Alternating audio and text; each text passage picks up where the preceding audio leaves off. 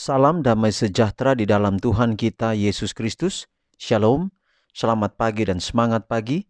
Jumpa kembali dalam renungan pagi kita untuk hari ini, 7 Juli 2022. 7 Juli 2022. Dan pekabaran firman Tuhan untuk hari ini dengan judul Allah akan melindungi. Allah akan melindungi. Dan sebagai ayat firman Tuhan kita terdapat dalam Sefanya 2 ayat 3. Sebelum kita lanjutkan, mari kita berdoa. Bapa di sorga, terima kasih atas hari yang baru. Terima kasih untuk kesempatan kembali lagi belajar firman-Mu. Biarlah pekabaran firman-Mu di pagi hari ini dapat menguatkan kami, menuntun kami untuk tetap setia kepadamu. Terpujilah nama Tuhan. Dalam nama Yesus kami telah berdoa. Amin. Sekali lagi renungan kita di pagi hari ini dengan judul Allah akan melindungi.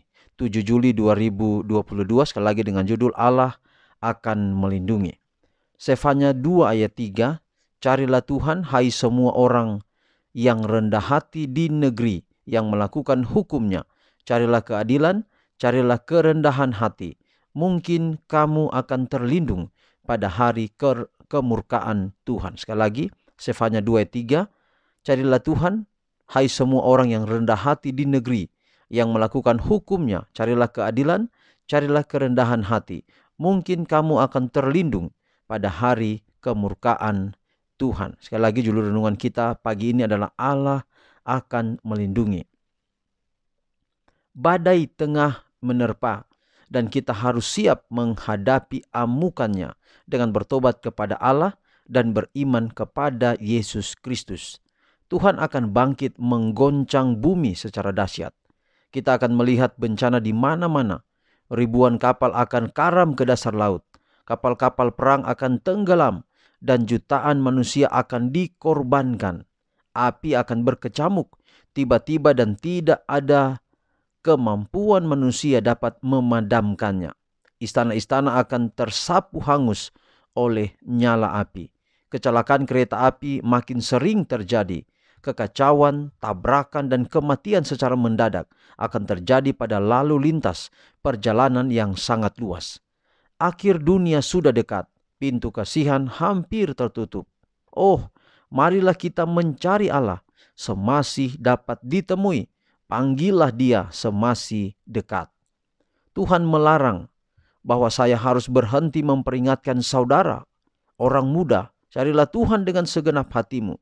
Datanglah dengan semangat, dan ketika engkau datang dengan tulus, merasakan bahwa tanpa pertolongan Tuhan, engkau pasti binasa. Ketika engkau terengah-engah seperti rusa yang merindukan aliran air, maka Tuhan akan segera menguatkan engkau. Maka kedamaianmu akan melewati semua pemahaman. Jika engkau mengharapkan keselamatan, engkau harus berdoa, mengambil waktu, jangan terburu-buru dan sembrono dalam berdoa. Mintalah kepada Tuhan agar Ia mengerjakan di dalam hidupmu reformasi yang menyeluruh, agar buah-buah rohnya dapat tinggal di dalam hidupmu dan engkau dapat bersinar seperti terang di dunia. Janganlah menjadi penghalang atau kutukan untuk tujuan Tuhan. Engkau bisa menjadi penolong dan berkat. Apakah setan memberitahukan kepadamu bahwa engkau tidak dapat menikmati keselamatan dengan penuh dan cuma-cuma? Jangan percaya kepadanya. Kalau kita datang kepada Tuhan, mencari perlindungan dari Dia, maka Allah pasti akan melindungi kita. Melihat catatan-catatan sejarah di waktu yang sudah berlalu, peristiwa-peristiwa yang menjadi tanda-tanda kedatangan Yesus terjadi. Sekarang kita tidak dengar, kita tidak lihat di siaran televisi saja, tetapi semua tanda-tanda itu begitu dekat dengan kita. Lukas pasal 21, di sana ada 6 tanda kedatangan Yesus yang kedua kali. Dan tanda-tanda itu sudah sedang terjadi pada sekarang ini. Itu begitu dekat dengan kita. Ada peperangan, ada gempa bumi, ada kelaparan, ada balas sampar, ada hal-hal terjadi yang dahsyat di langit. Gerhana matahari, gerhana bulan menjadi berwarna darah, bahkan suara trompet di angkasa. Lalu kemudian deru laut yang bergelora, yaitu tsunami dan sebagainya. Tadi di sini dikatakan bahwa kapal-kapal tenggelam, bahkan kapal-kapal perang pun tenggelam. Semua itu akan terjadi. Perlindungan kita satu-satunya hanyalah kepada Tuhan, hanyalah kepada Allah. Seluruh tanda-tanda kedatangan Yesus yang kedua kali sudah terjadi. Dan ini waktunya bahwa kita harus selalu bersedia.